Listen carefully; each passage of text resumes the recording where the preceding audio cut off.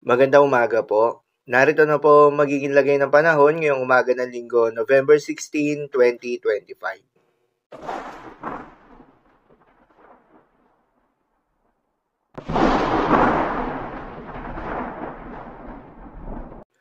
Sa kasalukuyan na tayong sa pag-asa, Intertropical Convergence Zone o ITCZ o yung banggaan ng hangin mula Northern at Southern Hemisphere ang patuloy na nakakaapekto sa Palawan, Visayas at Mindanao. Dahil dito ay asahan yung maulap na kalangitan na may kalat-kalat ng mga pagulan at thunderstorms. Northeast monsoon naman o hanging amihan ang patuloy na nakakaapekto sa may Northern Luzon. Dahil dito ay asahan yung bahagyang maulap hanggang sa maulap na kalangitan na may kasamang mahihinang mga pagulan. Muling umiiral naman itong shear line o yung salubungan ng malamig at mainit na hangin at nakakaapekto naman sa may Central Luzon at Calabar Zone. Dahil dito ay asahan naman yung bahagya hanggang sa maulap na kalangitan na may kalat-kalat ng mga pagulan at thunderstorms. Habang sa nalalabing bahagi pa ng ating bansa kasama ng Metro Manila, ay asahan naman yung generally fair weather condition na may mataas na tsansa ng mga pagulan sa hapon o gabi na dulot ng mga localized thunderstorms. Magandang balita naman dahil ayon sa pag-asa ay wala tayong binabantayan na low pressure area o bagyo sa loob o malapit sa Philippine Area of Responsibility na maring makaapekto sa ating bansa within the next 3 to 5 days. Para naman sa magiging lagay ng panahon ngayong araw ng Linggo, dahil nga sa epekto nitong Intertropical Convergence Zone, asahan sa Visayas, Mindanao at Palawan ang maulap na kalangitan na may kalat-kalat ng mga pagulan at thunderstorms. Posible ang mga pagbaha o pagguho ng lupa due to moderate to at times heavy rains.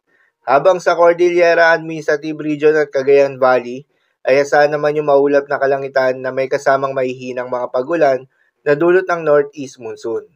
At sa Ilocos Region naman ay asahan yung bahagyang maulap hanggang sa maulap na kalangitan na may kalat-kalat na mga mahihinang pagulan na dulot pa rin ng northeast monsoon.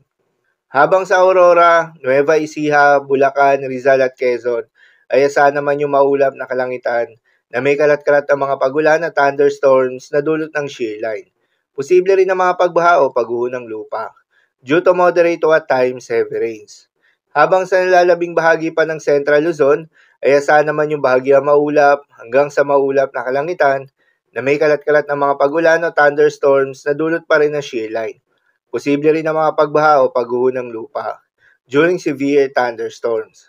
At sa Metro Manila at nalalabing bahagi pa ng Luzon ay asahan rin yung bahagyang maulap hanggang sa maulap na kalangitan na may kalat-kalat ng mga pagulan o thunderstorms na dulot naman ng mga localized thunderstorms. Posible rin ang mga pagbaha o pagguho ng lupa during severe thunderstorms. Madalas, nabobo ang mga thunderstorms na ito tuwing hapon o gabi na nagtatagal ng 1 hanggang 2 oras. Kaya naman ingat sa mga posibleng banta ng pagbaha at pagguho ng lupa, lalong-lalo na sa mga lugar na inuulan na noong mga nakaraang araw pa. Para naman sa magiging lagay ng mga dagat baybayin, ayon sa pag-asa ay wala tayong nakataas na gale warning sa anumang seaboards ng ating bansa. Kaya naman malayang makakapamalaot yung mga kababayan nating mangingisda at yung may mga maliliit na sasakyan pandagat, subalit iba yung pag-iingat pa rin, lalo na sa mga papalaot sa may Northern Luzon dahil inaasahan yung katamtaman hanggang sa maalo na karagatan. Habang sa nalalabing seaboards ng ating bansa, ay asahan naman yung banayad hanggang sa katamtaman ng mga pag-alon. So yun lamang po para sa lagay ng panahon ngayong araw ng Linggo. Keep safe everyone.